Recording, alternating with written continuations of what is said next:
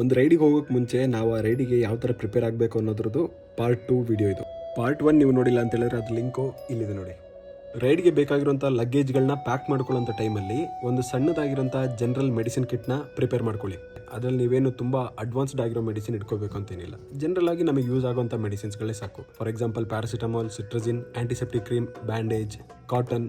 ಇನ್ case ನೀವು long ride ಮಾಡ್ತಾ ಇದ್ದೀರ ಅಂತ ಹೇಳಿದ್ರೆ ಈ ಬೇಸಿಕ್ ಮೆಡಿಸಿನ್ಸ್ ನಿಮಗೆ 100% ಯೂಸಿಗೆ ಬಂದೇ ಬರುತ್ತೆ.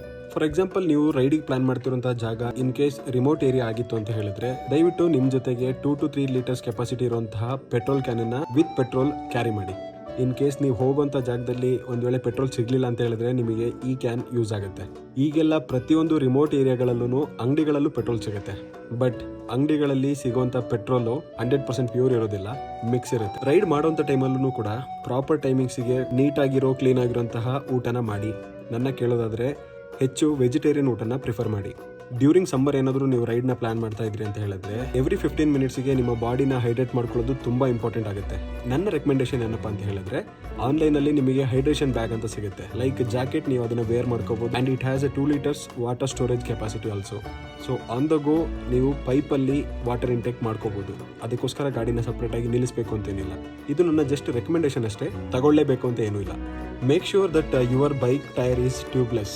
ಯಾಕಂತ ಹೇಳಿದ್ರೆ ಟ್ಯೂಬ್ಲೆಸ್ ಆಗಿತ್ತು ಅಂತ ಹೇಳಿದ್ರೆ even after your tyre get punctured ನೀವು 20 to 25 ಕಿಲೋಮೀಟರ್ ಆರಾಮಾಗಿ ಬೈಕ್ನ ಓಡಿಸ್ಕೊಂಡು ಹೋಗ್ಬೋದು. ಅದರ್ವೈಸ್ ಆಲ್ಸೋ ನೀವು ಬೈಕ್ನ ಸೈಡಿಗೆ ಹಾಕಿ ಈಸಿಯಾಗಿ ಪಂಚರ್ನ ರಿಪೇರ್ ಮಾಡ್ಬೋದು.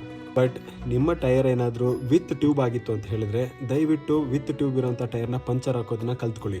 And in both the cases ನೀವು ಒಂದು ಪಂಚರ್ ಕಿಟ್ನ ಇಟ್ಕೊಳ್ಳೋದು ಬಹಳ ಇಂಪಾರ್ಟೆಂಟ್. ನೀವು ರೈಡಿಗೆ ಅಂತ ಪ್ಲಾನ್ ಮಾಡಬೇಕಾದ್ರೆ make sure that you are carrying the minimum amount of things with you. Minimum ಲಗೇಜ್ನ ಕ್ಯಾರಿ ಮಾಡೋದ್ರಿಂದ ಡ್ಯೂರಿಂಗ್ ರೈಡ್ ನಿಮ್ಮ ಥಿಂಗ್ಸ್ಗಳನ್ನ ಹ್ಯಾಂಡಲ್ ಮಾಡೋದು ತುಂಬ ಈಸಿ ಆಗುತ್ತೆ. ರೈಡಿಂಗ್ನ ಹಿಂದಿನ ದಿನ ಆಗಲಿ ಅಥವಾ ಡ್ಯೂರಿಂಗ್ ರೈಡ್ ಆಗಲಿ ಅಟ್ಲೀಸ್ಟ್ 7 to 8 ಅವರ್ಸ್ ಸ್ಲೀಪ್ ನಿಮಗಿದ್ರೆ ನೀವು ರೈಡಿಂಗ್ನ ಎಂಜಾಯ್ ಮಾಡ್ಬೋದು. ರೈಡಿಂಗಲ್ಲಿ ಹೊಸ ರೈಡರ್ಸ್ಗಳು ಮಾಡುವಂಥ ಒಂದು ಕಾಮನ್ ಮಿಸ್ಟೇಕ್ ಏನಪ್ಪ ಅಂತ ಹೇಳಿದ್ರೆ ಒಂದೇ ಗೋ ಅಲ್ಲಿ 150-200 ಕಿಲೋಮೀಟರ್ಸ್ ಈ ಥರ ರೈಡ್ ಮಾಡ್ತಾರೆ. ಪ್ರತಿ 100 ಕಿಲೋಮೀಟರ್ಸ್ಗೆ ಒಂದ್ಸಲಿ 10 to 15 ಮಿನಿಟ್ಸ್ ನೀವು ರೆಸ್ಟ್ ತಗೊಳ್ಳಿ, ನಿಮ್ಮ ಗಾಡಿಗೂ ರೆಸ್ಟ್ ಕೊಡಿ. ಇದರಿಂದ ನೀವು ನಿಮ್ಮ ರೈಡ್ನ 100% ಎಂಜಾಯ್ ಮಾಡ್ತೀರಾ ಆ್ಯಂಡ್ ನಿಮಗೆ ಅಷ್ಟೊಂದು ಸ್ಟ್ರೆಸ್ ಕೂಡ ಫೀಲ್ ಆಗೋದಿಲ್ಲ ಆ್ಯಂಡ್ ನಿಮ್ಮ ಬೈಕಿಗೆ ಕೂಲ್ ಡೌನ್ ಆಗೋದಕ್ಕೆ ಒಂದು ಸ್ವಲ್ಪ ಟೈಮ್ ಕೂಡ ಸಿಗುತ್ತೆ. ರೈಡಿಂಗ್ ಅನ್ನೋದು ಹೊರಗಡೆಯಿಂದ ನೋಡೋಷ್ಟು ಈಸಿ ಇಲ್ಲ. ನಿಮ್ಮ ರೈಡನ್ನ ಕಂಪ್ಲೀಟ್ ಆಗಿ ಎಂಜಾಯ್ ಮಾಡಬೇಕು ಅಂತ ಹೇಳಿದ್ರೆ ನಾನು ಇವಾಗ ಇಲ್ಲಿವರೆಗೆ ಹೇಳಿರುವಂತಹ ಪಾಯಿಂಟ್ಸ್ಗಳನ್ನ ನೋಟ್ ಡೌನ್ ಮಾಡ್ಕೊಳ್ಳಿ ಆ್ಯಂಡ್ ನೀವು ನಿಮ್ಮ ರೈಡ್ನ ಸೇಫ್ ಆಗಿ ಕಂಪ್ಲೀಟ್ ಮಾಡಿ.